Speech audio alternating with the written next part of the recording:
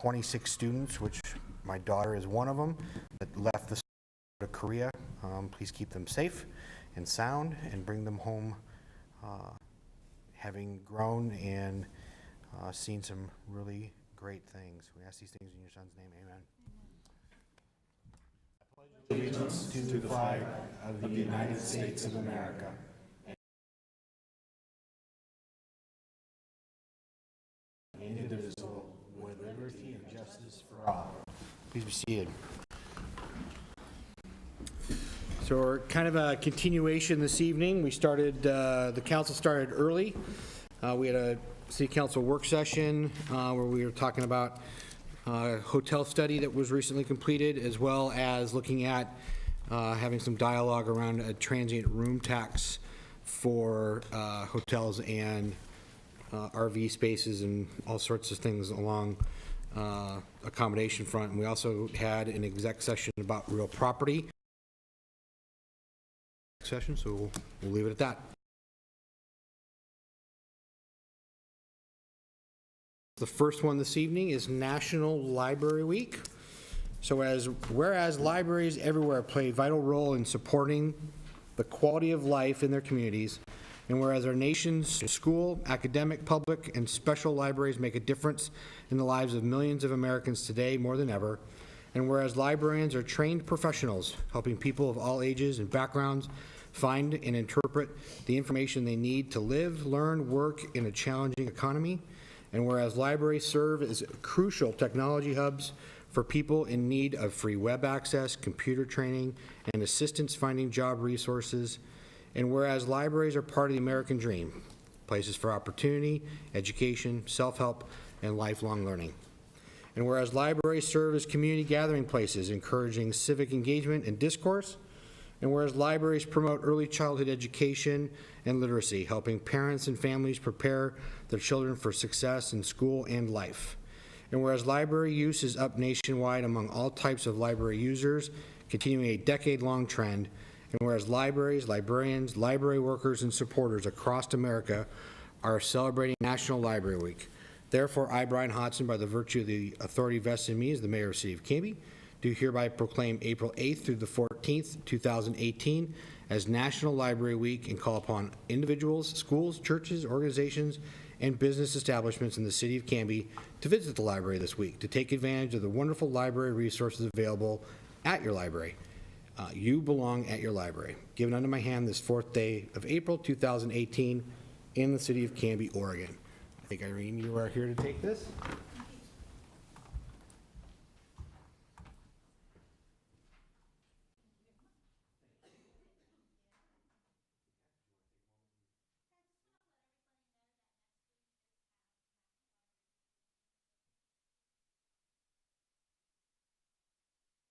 Next week for National Library Week, we're doing the food for fines, so it's $1 off your fine for any non-perishable items, and it's going to the Canby Adult Center. So we're trying to stock up on their new kitchen, so that'll be awesome. So if you have any fines, bring in a can. Good. Thank you. Thank you.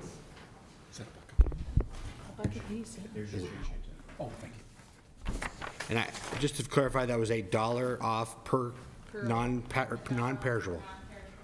Wow. Ooh.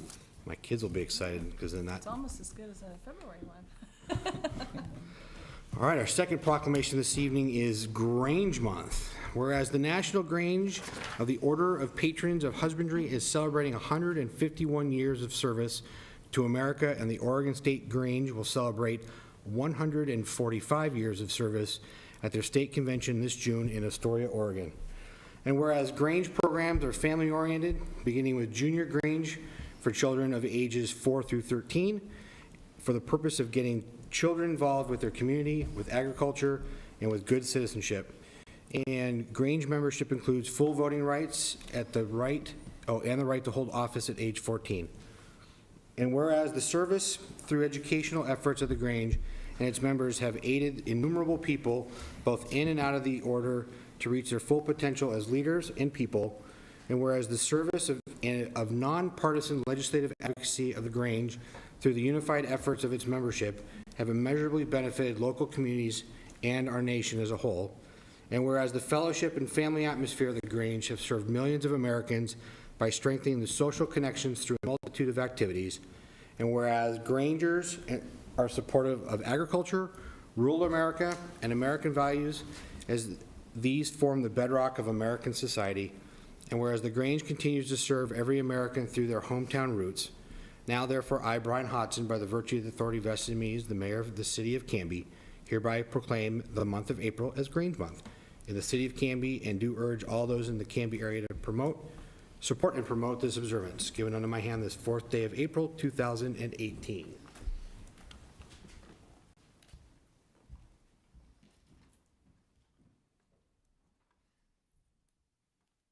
Thank you, sir. Here you are. Want to see here at the table? Don's our public relations guy. He's going to do that. Thank you very much. Thank you. Oh,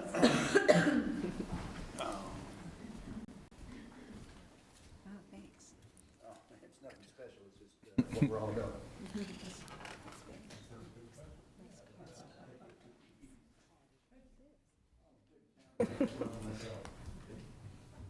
So, Mr. Mayor and Mr. President and members of the council, since we last visited, our building, which is Warner Grange, which is north of town, a couple of miles on New Era Road, has been repainted, the yard's been fixed up, we've spread mulch around, it's just, the inside's been all repainted, and it's looking good.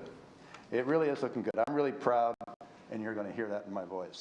So, the reason is that we got some new members, we got a grant from the Oregon State Grange, and with the help, and I heard Brian say it earlier, with the help of the terrific community of Canby, we had roughly 1,000 hours of volunteer labor. Now, some of those were 6- and 8-year-olds, but the 6- and 8-year-olds have parents, and parents have big old muscles and lots of energy. So they came out, and our Grange is really looking nice, and I invite you to drive out near our road and take a look at our Grange Hall. In the last year, we've donated school supplies to homeless students here in Canby. We've donated dictionaries to every grade 3 student in 2 different Canby School District students. Did I say that correctly? Every student in grade 3 in 2 different elementary schools in Canby has gotten dictionaries, and we've been doing that program for about 15 years. So, you know, it's an ongoing thing that we do every year called Words for Thirds. We buy the dictionaries, we go and make a presentation, the kids love it. Our really big event this last year was we had a dinner and a silent auction. The idea was to raise money to buy a cuddle cot. We made enough money to buy 7 cuddle cots. 7 cuddle cots. Each cuddle cot cost about $3,000. If you don't know what a cuddle cot is, it's when a baby is stillborn. Generally, the baby is taken away almost immediately from the parents because of the deterioration of the body. A cuddle cot preserves the body so that the parents have a chance to be with their baby. So we made enough money to buy 7 of those to give to hospitals in our area. Coming up, this is more exciting. We have live bluegrass. On the 10th of June at our Grange Hall, the Lost Creek Bluegrass Band, and you can look them up on the internet. They're a good group. They're going to come out and play 6 to 8 p.m. on the 10th of June. $7 per person, $20 per family. Refreshments will be available. Also going on in our hall now that we have a nice looking hall and you know, lots of activity going on. By the way, we got our furnace fixed. We have square dance lessons starting next Tuesday from 7 to 9. If you want to learn how to square dance, come on out to Warner Grange. We have quilting classes, soap making classes, painting classes. So look us up on Facebook. We're proud.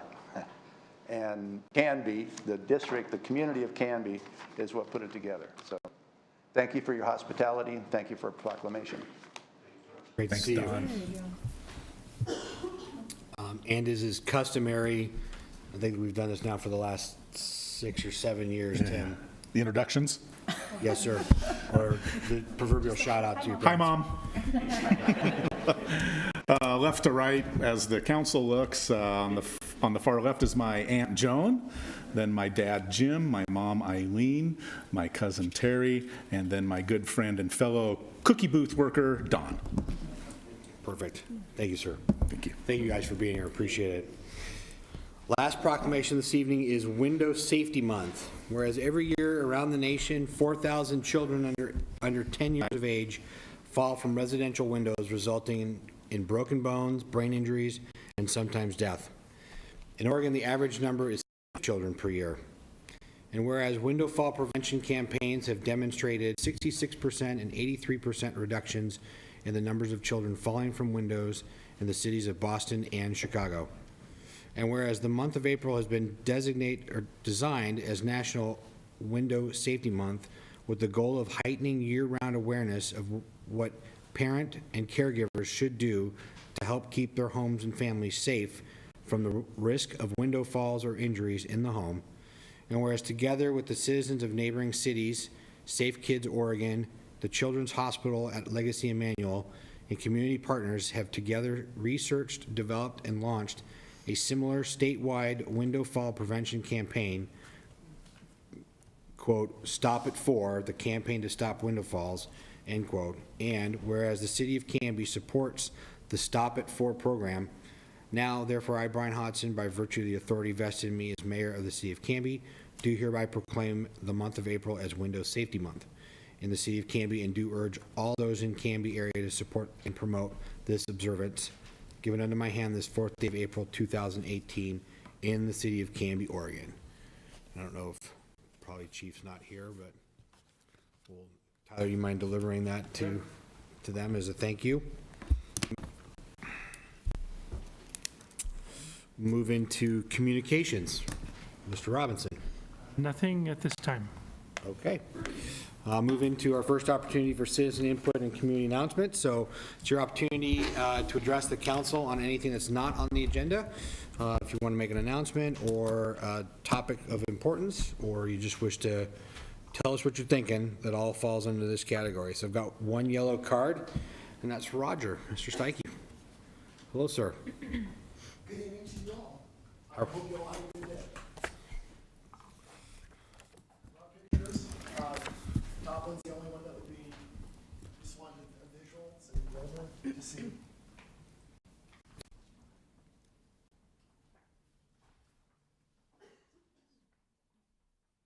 I'm getting used to this. Roger Steinke, 1547 South First Street. And I'm getting used to this thing. So, just wanted to give you my update of what's taking place. Is the first thing I wanted to address is I went to the last Planning Commission meeting, and Mr. Brown was there and had a chance to discuss with the Planning Commission about some of the issues, my concerns that I had. So I'm learning tonight that maybe if there's not an annexation, maybe Mr. Brown's not at these meetings. But the concern was about the Wenwick property, that if they choose to develop, before I did, they were going to be landlocked. They wouldn't be able to develop.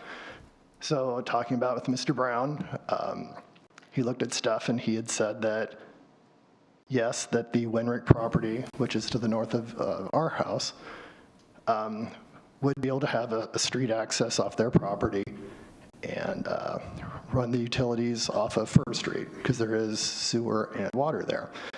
So I just came here tonight to say thank you, and he's not here.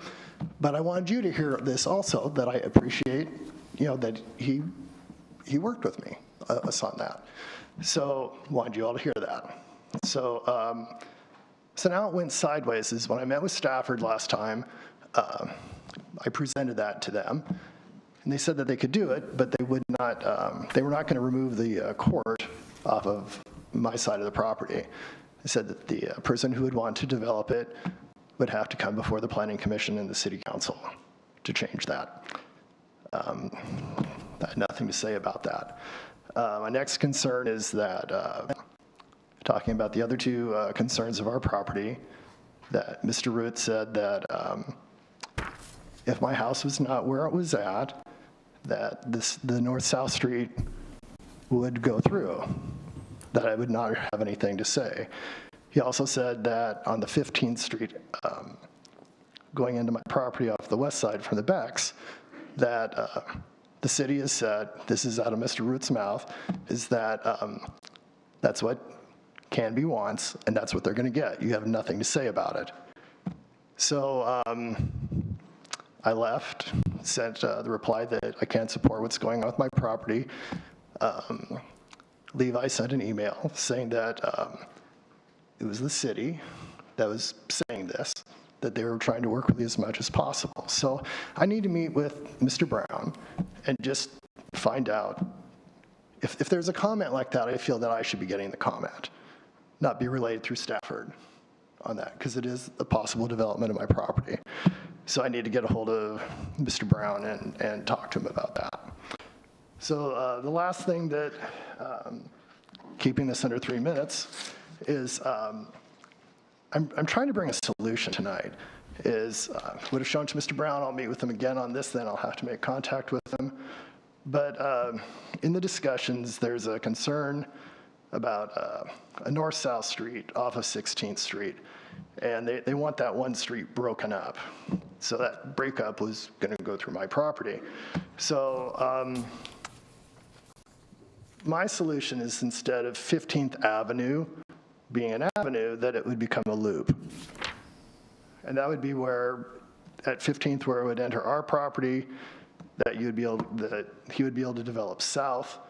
He would be able to loop that back down onto 16th Avenue. There would be more access off of that. Because if we don't develop, the stub is basically a dead end. So there would not be any drive-through on that. So anyway, I just wanted to show you that, I'm trying to bring a solution on that. And Mr. Brown's not here, so do I just look it up on the website and contact the city planning? Is that how I would contact Mr. Brown? Yeah, his phone number is certainly available on the website. You can also go upstairs and speak with the receptionist at the front counter, who can work with you to get an appointment scheduled. Again, thank you for your time, and thank you for the commitment to your town. Thanks, Roger.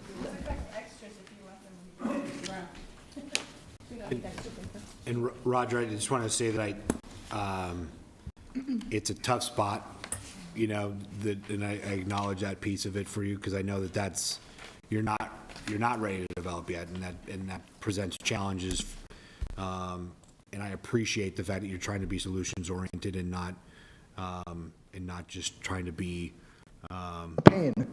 Sure, that'll work. I was going to say a thorn there, but a pain. But you're trying to work with everybody, and I just want you to know that I appreciate the fact that you're trying to find a way to make it work where it's can work for everyone. So I know that that's not easy when you're going up against a developer of any size. So thank you for continuing to keep chipping at it. And I know Brian is going to be as helpful as he can too. So I'm just saying, because I was firm with Mr. Brown at the last meeting, and I'll acknowledge that, but I'm just letting you know that I truly value him working with me. So I wanted you all to hear that. Okay. Mr. Mayor, can I? yes. Mr. Steggy, thank you.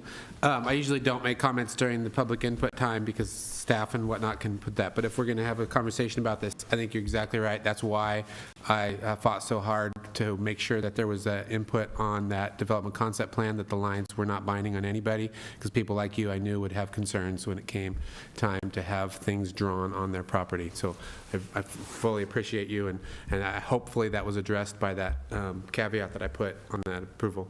I paid attention.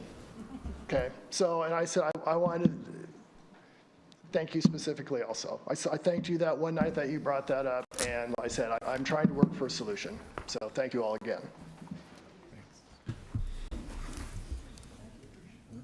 Moving into mayor's business, couple of things, and I'm sure I forgot on my list, but I'll keep them brief. The city launched in the Women's Heritage Trail. We had a tremendous turnout that evening for the launch that we had. Governor Roberts there as our keynote speaker, and she was gracious and she was fantastic. It was standing room only. It was out in the hallway, and those are great events to have and to see occurring in our library space. But it was a great turnout, a great event, and really, I think her speaking, and then having the students read a couple of their essays that they wrote about women that it impacted their lives was pretty special. So I think it did get recorded, so check that out, please, and take your time to watch that. And also do the Heritage Trail. It's quite a great history of Canby, so definitely worth checking out and taking time with. I spent most of my spring break in Kansas City at the Main Street Conference with Councilor Parker and Jamie Stickle, our Main Street manager. I actually did go to work sessions. I didn't just eat barbecue. It was a very eye-opening experience. A better understanding of Main Street and both, I think, the successes that are being had across the country with Main Street, but also challenges that are had. And the response that Councilor Parker and I got from meeting with people that here we were as city elected officials being there, participating in the conference where so many of these organizations are nonprofits and they have almost I don't want to say it's an antagonistic relationship with their city councils, but it's definitely a strained relationship. And I think I got asked quite a bit more of, could you write a letter to our mayors that they'll go to the next one and understand what we're trying to do? And so it was just, there were some great work sessions, workshops, speakers. Next year is in Seattle. I don't know how or what we may need to do, but trying to get a couple more of us up there, even if it's a day trip up, a long day to go take in some of the workshops and come back. I think it'd be beneficial. But it was just it was a really good conference. Got to get out and see Kansas City and some of the things that they were doing, in their communities and even just little pockets that they've developed. So, met people from Louisiana and Minnesota, and I mean, just all the things that they've got going on in their downtowns are pretty exciting. So, Greg, I think you did send out, was that an email out to the group, or was that just? Yeah, I'm refining up my trip notes, and I'll send that out to council and probably post it to Canby Now. So the newspaper of record for Canby. Yes, and Oregon City won the Great American Main Street Award, the GAMA. So there were, I think, 8 cities nominated, and Oregon City won one of the big ones. So, it's pretty fantastic. It was a great video montage of all the things that have flourished in Oregon City and things that they were doing, and so it was neat to have that award. I think that's the first one in Oregon. Is that correct, Greg? So hopefully the first of many as we work on it. Nothing to report on from Parks. That meeting was canceled last month, and then C4 is tomorrow, and I'll have more at the next meeting. So we'll go into council reports. Thank you, Mr. Mayor. Planning Commission was canceled, the last meeting. French Perry meeting was the same day as our last council meeting, so I reported on that then. And the Fire District meeting, I believe, is coming up. I need to check the exact date on the next meeting, but it's coming up. So nothing. Thank you, sir. Councilor Parker. Nothing on my liaison reports, but I did walk across the hall to the conference room, which is full tonight, of kids doing Lego night. So I'd like to thank one of our downtown businesses who, for free, comes out here and does the Lego night, bricks and minifigs. Thank you.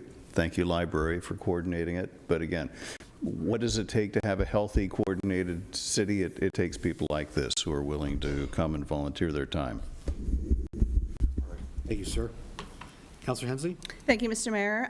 Like you said, C4's tomorrow, Traffic Safety Commission's next Friday, so I don't have much in the way of liaison report on those assignments. I likewise went to the Canby Women's Heritage Trail Ceremony. That was a fantastic event. That was a really great time. I'm really disappointed that my daughter wasn't able to come, though.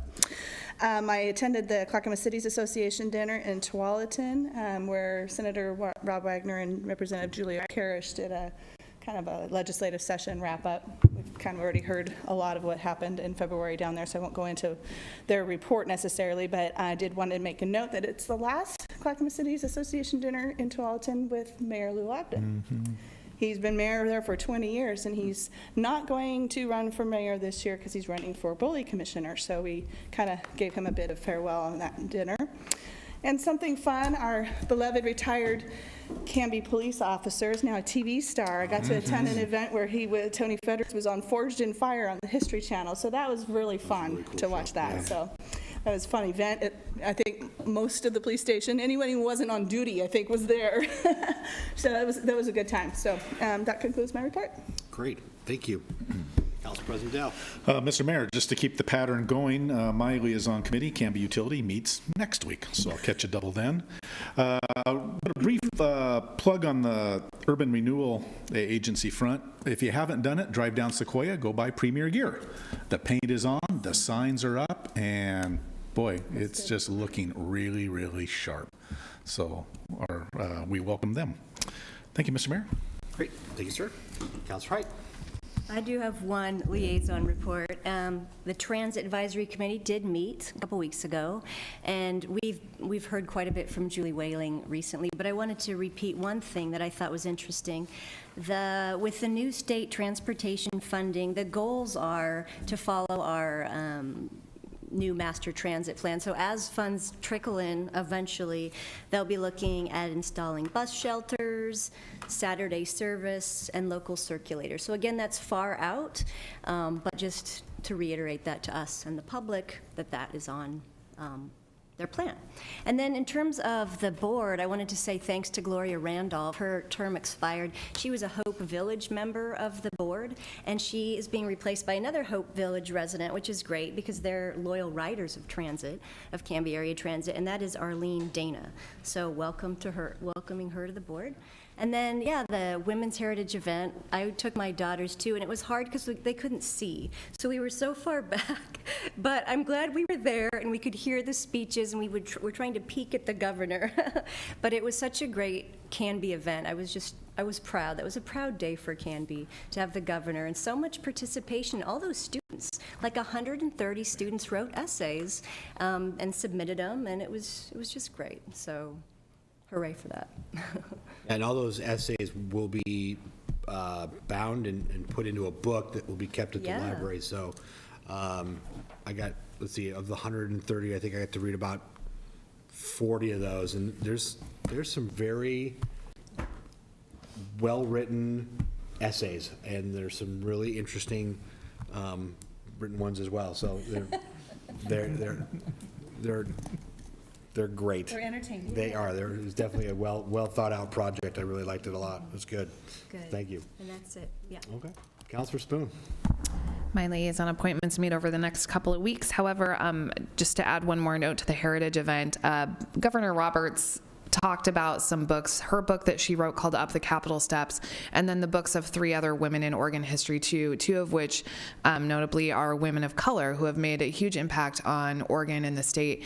And I asked Irene after the event if we had them, and she said we actually had a couple, and the couple that we don't have are on their way. So if you were at the event, or if you have an interest on women's history in Oregon, I'm really proud to say that the Canby Library is going to have the books that Governor Roberts talked about at the event. So that's kind of neat.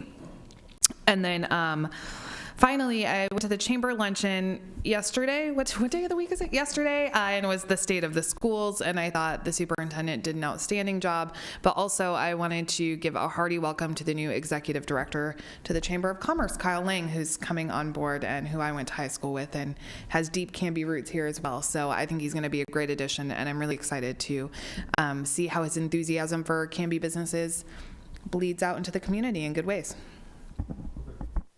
Thank you. All right, we'll move into the consent agenda this evening. The mayor and I have been busy interviewing, as have some of the committees, so tonight's the night. We move to adopt the minutes of the March 21st, 2018 City Council regular meeting, the appointment of Robert Hill to the Canby Utility Board for a term to expire on February 28th, 2021, the appointment of Andrea McCracken to the City Budget Committee for a term to end on June 30th, 2021, the appointment of Michelle Hensley to the City Budget Committee for a term to end on June 30th, 2020, the appointment of Edward Warnock to the City Budget Committee for a term to end on June 30th, 2019, the reappointment of Bruce Parker to the Bike and Ped Committee for a term to end on June 30th, 2021, the reappointment of Tony Crawford to the Heritage and Landmark Committee for a term to end on June 30th, 2021, and the reappointment of Clint Coleman to the Traffic Safety Committee for a term to end on June 30th, 2021. Second, and note that's Michelle Hensley's no relation. Okay, duly noted. I've been asked already, yeah. Motion's been made by Council President Dale and seconded by Councilor Hensley to approve the consent agenda, which include the adoption of the minutes of the March 21st, 2018 City Council regular meeting, appointment of Robert Hill to the Canby Utility Board for a term to expire on February 28th, 2021, appointment of Andrea McCracken to the City Budget Committee for a term to end on June 30th, 2021, appointment of Michelle Hensley to the City Budget Committee for a term to end on June 30th, 2020, appointment of Edward Warnock to City Budget Committee for term to end on June 30th, 2019, reappointment of Bruce Parker to Bike and Ped Committee for a term to end on June 30th, 2021, reappointment of Tony Crawford to Heritage and Landmark Commission for term to end on June 30th, 2021, and reappointment of Clint Coleman to Traffic Safety Committee for term to end on June 30th, 2021. All those in favor? Aye. Anyone opposed? Those pass 6-0. Moving into resolutions and ordinances. You have one ordinance that's before you for a second reading, Ordinance 1474. This is an ordinance amending Canby Municipal Code, Chapter 2.04.010 regarding council regular meetings by changing the starting time of regular meetings to 7 p.m. with an effective date of July 5th, 2018.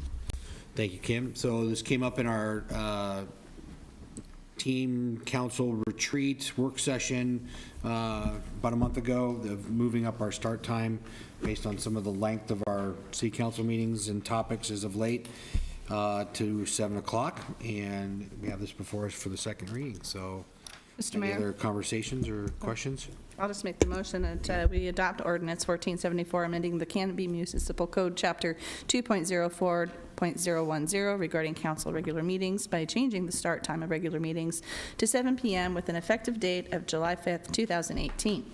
Second. Motion's been made by Councilor Hensley and seconded by Councilor Height to approve ordinance 1474, amending Canby Municipal Code, Chapter 2.04.010 regarding council regular meetings by changing the start time of the regular meeting to 7 p.m. with an effective date of July 5th, 2018. Any further discussion or comments? No, sir. Okay, roll call vote.